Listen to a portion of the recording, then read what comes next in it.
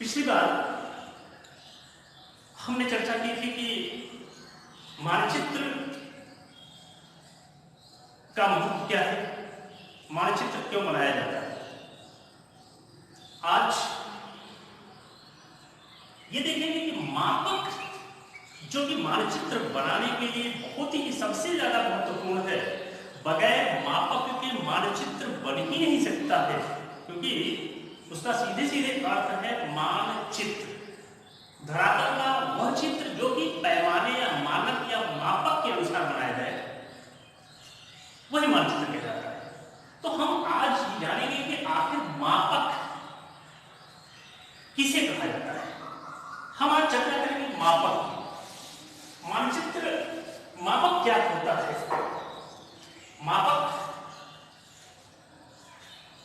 मापक की अगर परिभाषा देखें तो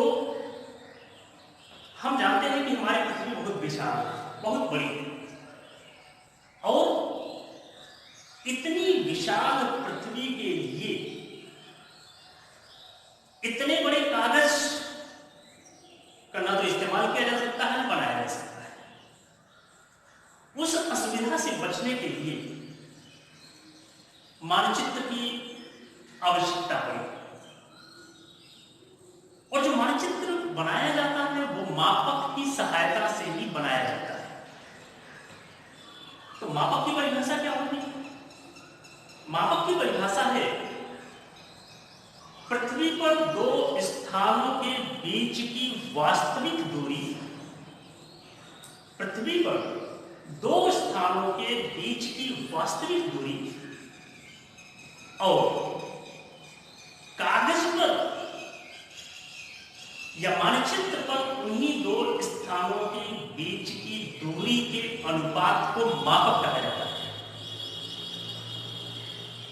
जैसे कोई भी दो बिंदु ले लीजिए, माना इलाहाबाद से लखनऊ की दूरी, प्रयागराज से लखनऊ की दूरी 200 किलोमीटर है। अब मानचित्र तो 200 किलोमीटर का हो नहीं सकता है। ऐसी स्थिति में मान लीजिए, हम आपको दिखा रहे हैं, जैसे मान लीजिए ये हो गया प्रयागराज,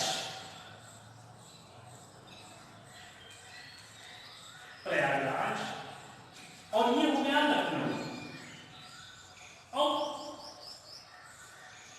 इनके जो बीच की वास्तविक दूरी है वो है 200 किलोमीटर।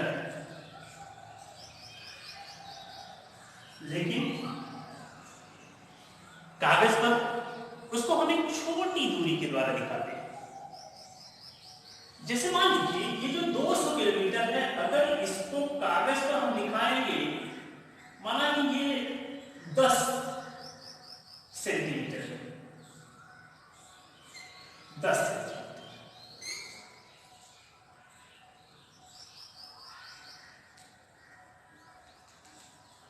ये जो अनुपात आया है 10 सेंटीमीटर बराबर 200 किलोमीटर। अब इसका मापक क्या होगा? 10 सेंटीमीटर के कागज का है, ये मानचित्र का है, तो 10 सेंटीमीटर के द्वारा हम 200 किलोमीटर की दूरी को दिखा रहे हैं। क्या हो जाएगा इसका मापक? क्या हो जाएगा? 200 बटे 10 बराबर 20 किलोमीटर। यानी कि इसका मापक जो बना वो ये बना कि 1 सेंटीमीटर, ये साधारण भाषा में आप पहले से होते हैं, 1 सेंटीमीटर बराबर 20 किलोमीटर।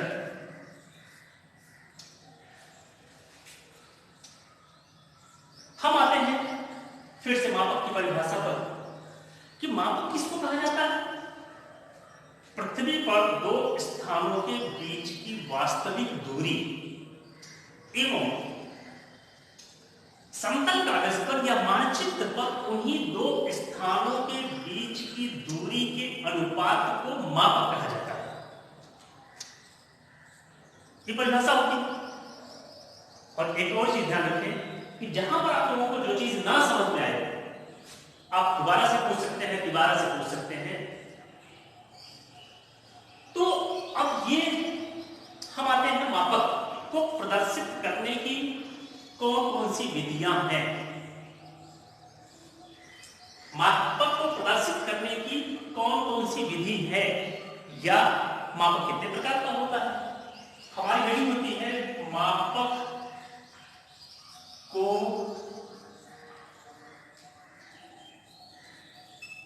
प्रदर्शित करने की विधियां। मापक को तीन तरीके से प्रदर्शित किया जाता है, तीन प्रकार होते हैं इसके। नंबर एक को कहा जाता है कथनात्मक विधि। इसी को कथनात्मक मापक भी कहा जाता है। कथनात्मक विधि या कथनात्मक मापक।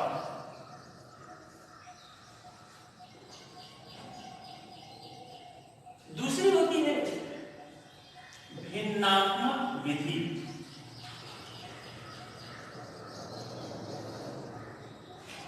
भिन्नात्मक विधि या इसी को भिन्नात्मक मापक भी कहा जाता है। और तीसरी जो विधि होती है उसको कहा जाता है रेखात्मक विधि।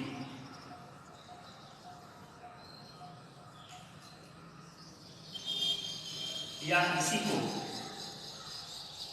रेखात्मक मापक कहा जाता है। सबसे पहले है कथनात्मक विधि। कथनात्मक विधि का मतलब हुआ कि जहां पर हम पैमाने को या मापक को अपने कथन के द्वारा कह करके प्रकट करते हैं। माना हमने आपसे कह दिया, बता दिया कि यहां से लेकर के और इलाहाबाद की जो दूरी है वो 65 किलोमीटर है, और उसको इस मानचित्र पर हमने 6.5 सेंटीमीटर के द्वारा दिखाया है। कह करके जहां पर प्रदर्शित किया जाता है, बता करके प्रदर्शित किया जाता है, बताया जाता है, कह दिया जाता है, उसको कथनात्मक विधि या कथनात्मक मापक कहा जाता है। आमतौर पर यह विधि बहुत कम प्रयोग में लाई जाती है। दूसरी जो होती है वो भिन्नात्मक विधि, बहुत ही महत्वपूर्ण है। भिन्नात्मक विधि का मतलब क्या हुआ, या भिन्नात्मक मापक का मतलब क्या हुआ। भिन्नात्मक विधि को हम लेते हैं कि भिन्नात्मक विधि होती क्या है। भिन्नात्मक विधि, भिन्नात्मक विधि का मतलब होता है कि जहां पर मापक को, अब मापक में दो प्रकार की दूरी हमने अभी आपको बताया। कौन कौन सी। एक दूरी होती है धरातल की वास्तविक दूरी, और जो दूसरी दूरी है वह है मानचित्र की दूरी।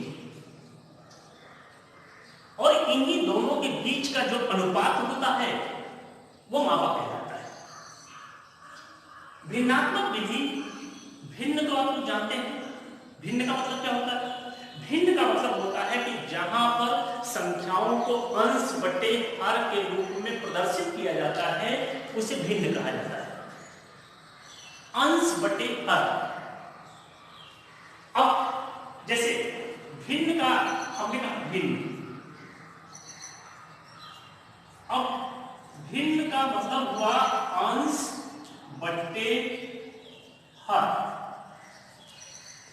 अब भिन्नात्मक विधि में हम अंश में किसकी दूरी दिखाएंगे और हर में किसकी दूरी दिखाएंगे।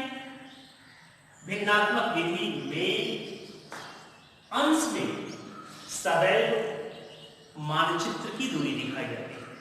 तो भिन्नात्मक विधि का जो फार्मूला है उसको कैसे निकालेंगे।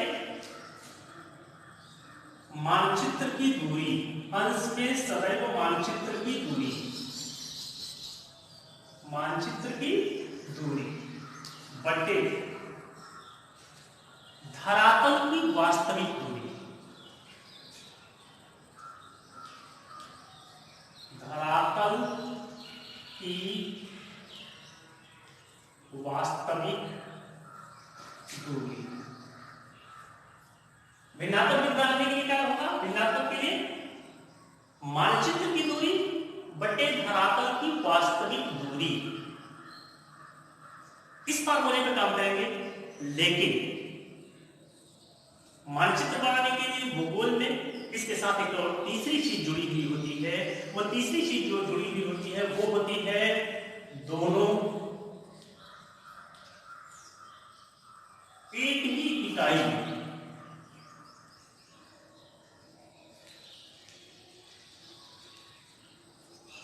दोनों एक ही इकाई। इकाई का मतलब क्या होता है? इकाई का मतलब जो पैमाना होता है, जो नापने की इकाई होती है, जैसे kilometre, hectometre, decametre, metre, decimetre, centimetre, millimetre, ये जो इकाई है वो अगर मानचित्र की दूरी सेंटीमीटर में है तो इसको भी सेंटीमीटर में दिखाना पड़ेगा।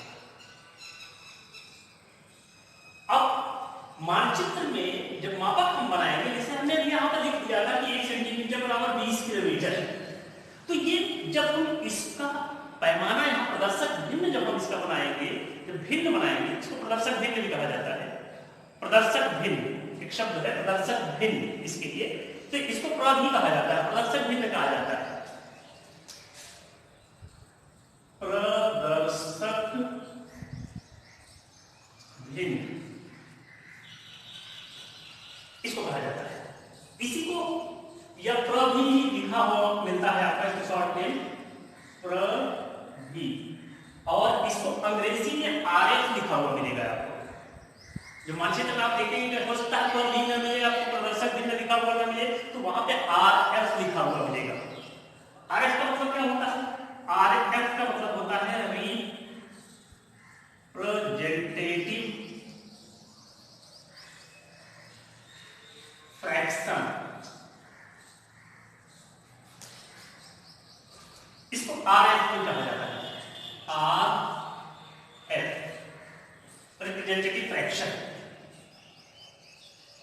तो अब मानचित्र की दूरी बटे धरातल की वास्तविक दूरी दोनों एक ही इकाई है।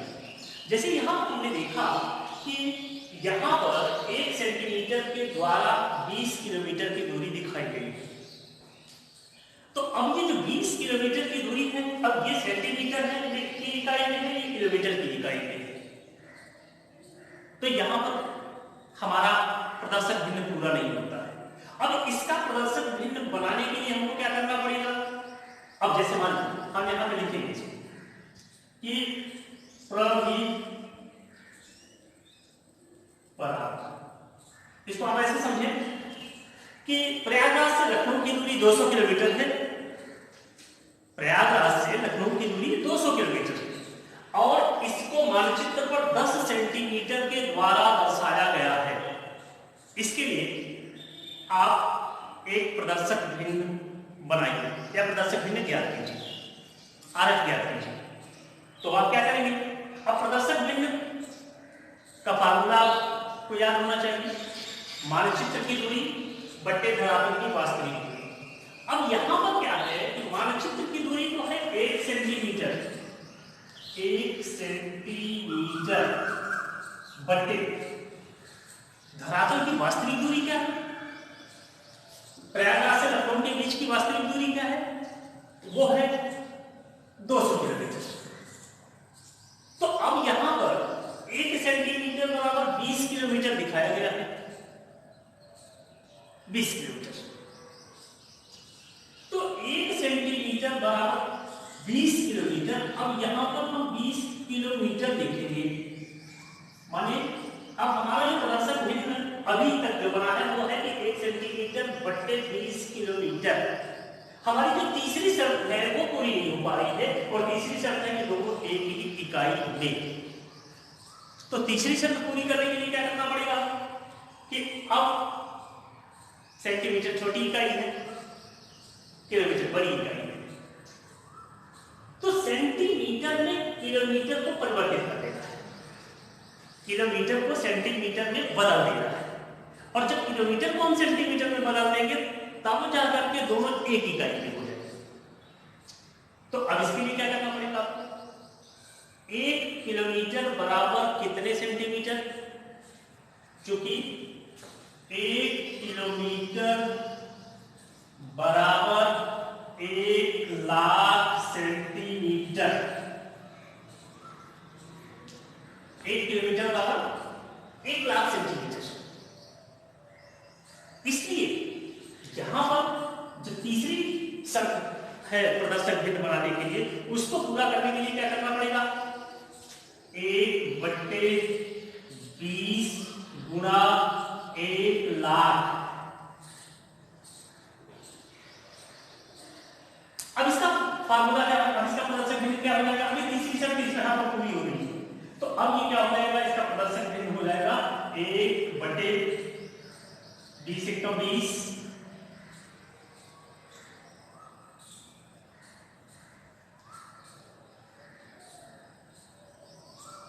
20,00,000। अब ये आपका प्रदर्शक भिन्न तैयार हो गया 1/20,00,000।